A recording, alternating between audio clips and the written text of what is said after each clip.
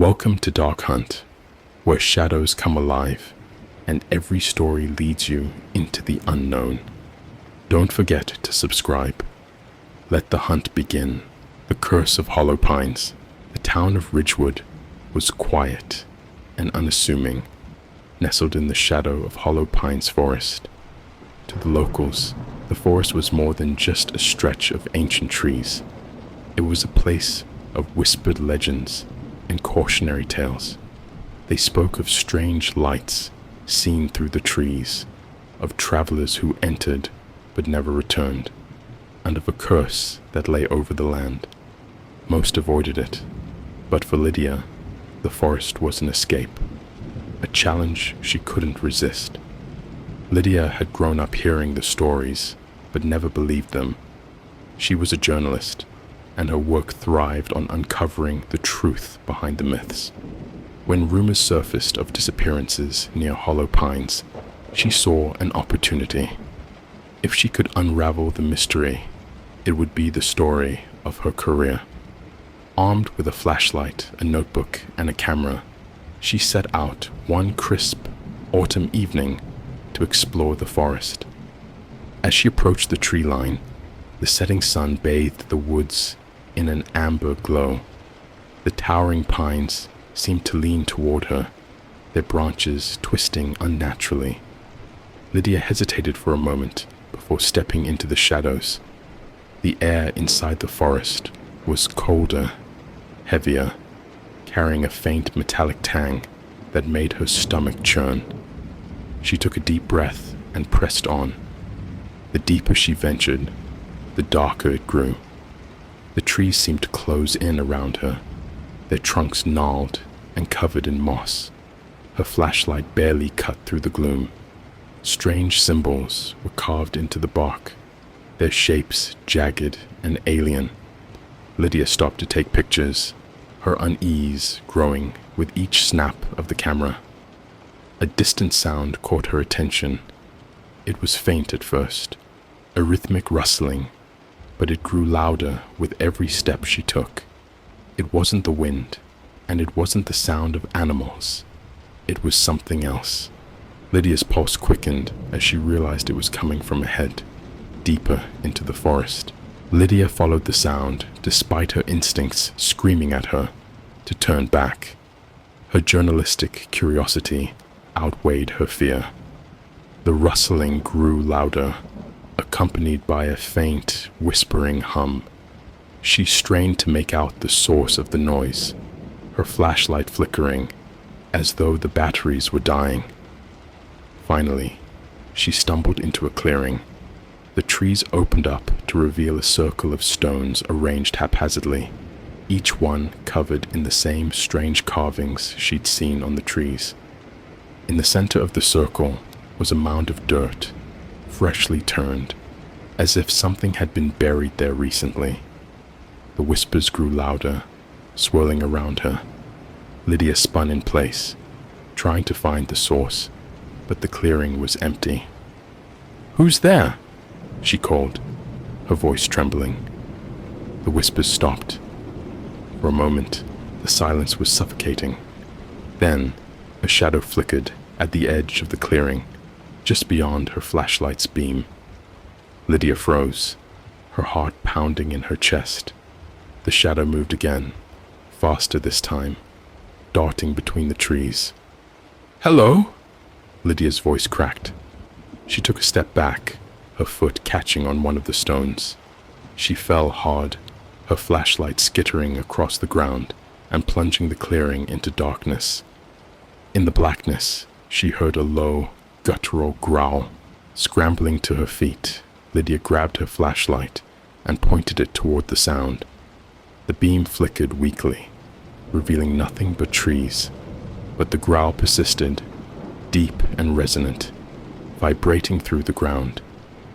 Lydia backed away, clutching the flashlight like a weapon.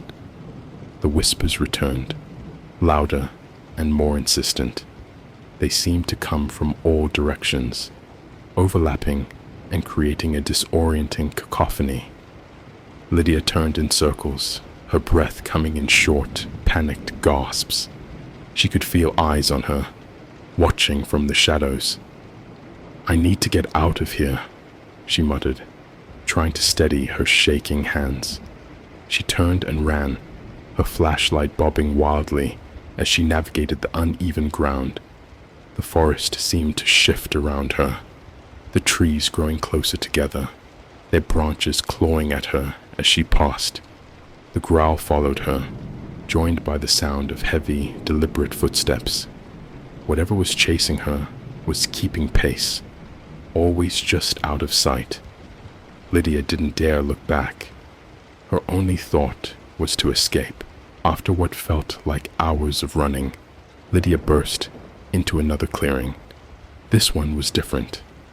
In the center stood an old, dilapidated cabin, its roof sagging and its windows shattered.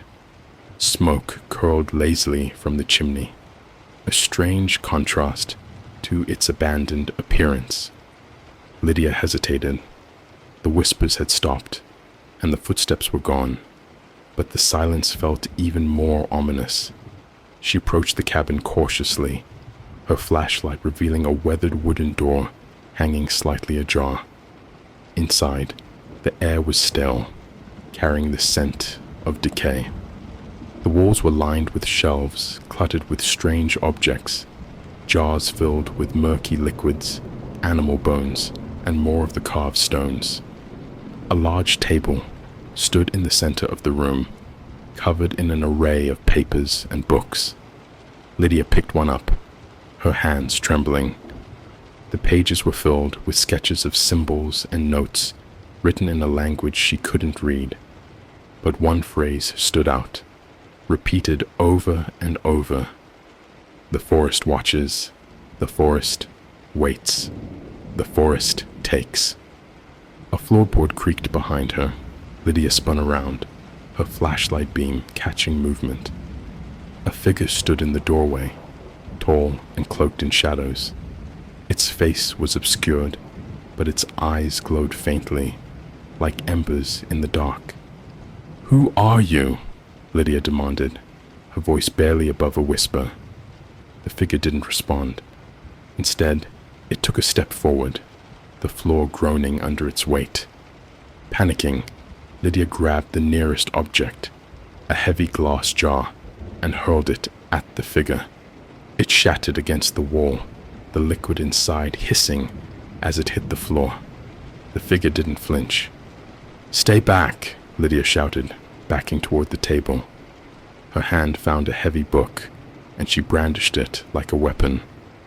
The figure took another step forward, and Lydia's flashlight flickered, plunging the room into darkness. When the light returned, the figure was gone. Lydia didn't waste another moment. She bolted from the cabin, her flashlight barely illuminating the path ahead.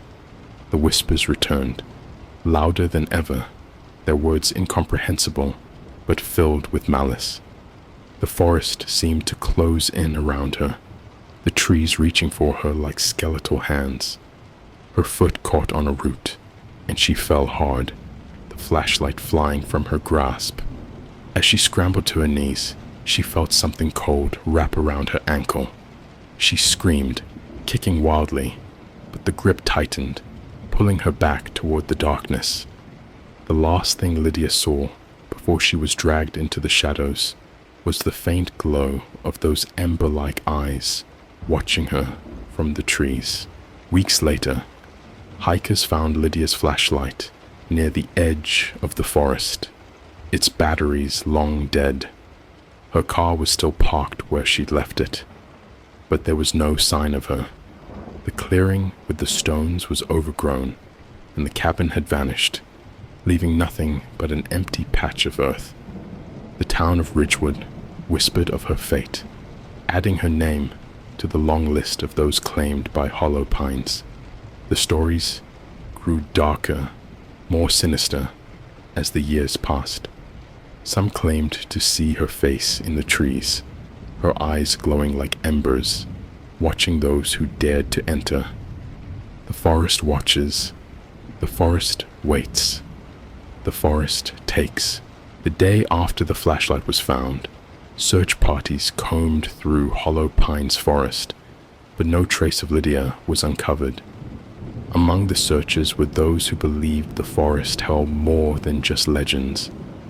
One hiker, a grizzled man named Tom, swore he saw footprints leading away from the clearing where the flashlight was discovered. The prints weren't human. Something with claws had pressed deep into the soil. Tom told no one, but as the party moved deeper, he felt as if unseen eyes were following them. That night, camped just outside the forest, Tom claimed he saw a cabin in the distance, its windows glowing faintly. But when he tried to approach, it disappeared, leaving only faint whispers behind. No one believed